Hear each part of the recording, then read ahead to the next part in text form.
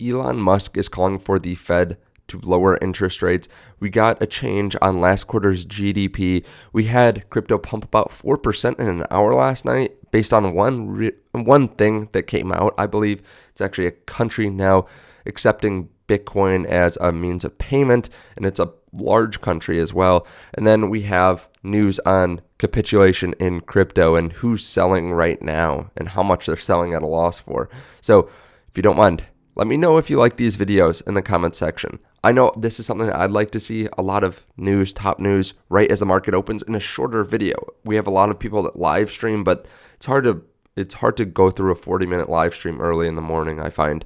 Now, there's also a link down there to Trezor in case you want some cold storage. Probably a good time to do it. Also, some other links in case you want to trade on BitGet on leverage. You can check out that link underneath the video. Now, crypto is up about 2% in the last 24 hours. A lot of crypto is going up about 4% in an hour last night, which we'll talk about. But first, we got an important economic number. We had a 2.6% reading on GDP last quarter, after negative quarters, before that 2 negative quarters. But now this last quarter is being revised up to 2.9%.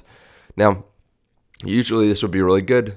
However, we are expecting a Fed pivot, or hoping for a Fed pivot, and them revising the numbers up might change the likelihood of the Fed pivoting. However, we do have Elon Musk calling for them to lower interest rates.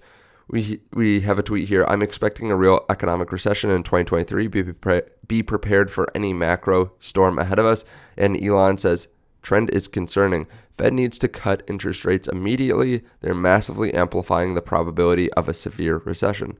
Now, Sven Henrich, who is the Northman trader, says, ironically, the Fed continues to project positive GDP growth for the year despite all the obvious signs, but they did the same thing in 2008. They will eventually panic cut rates once the recession impacts are here, and they then blame unforeseen factors. Now, Elon goes on to say, definitely. Now, I think Elon can see a lot of things that we don't see, so I think he is someone definitely worth listening to.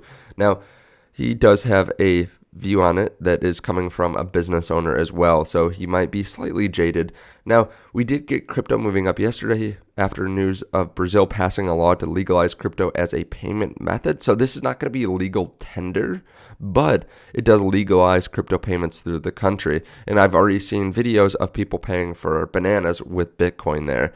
And this is pretty big news because Bitcoin is a large country, 214 million, versus El Salvador, which is only about 6.5 million. And that made a huge amount of news last year as the first country that legalized it as a legal tender.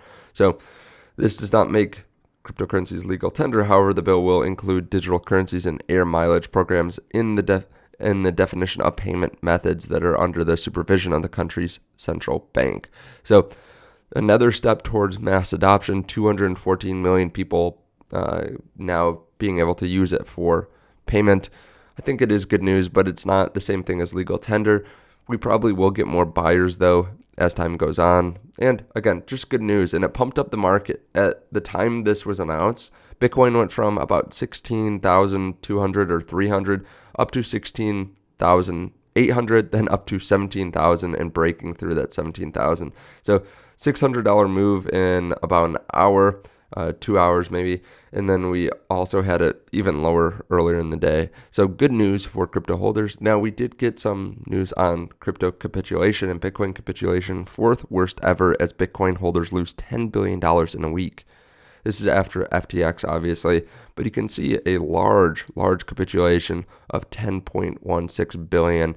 And we had more in June, more in May 2021 as well. So both Mays. But this is large. This is a significant amount of people losing. This is the realized 7-day loss sum. So obviously a lot of people just selling. We've seen a lot of people sell at a loss. That's what the realized loss is. So it's a lot of people that bought at 65,000, 55,000, 45,000, but the holders are holding for the most part. We've seen a lot of Bitcoin not moved in the last year, significant amounts, like record amounts even.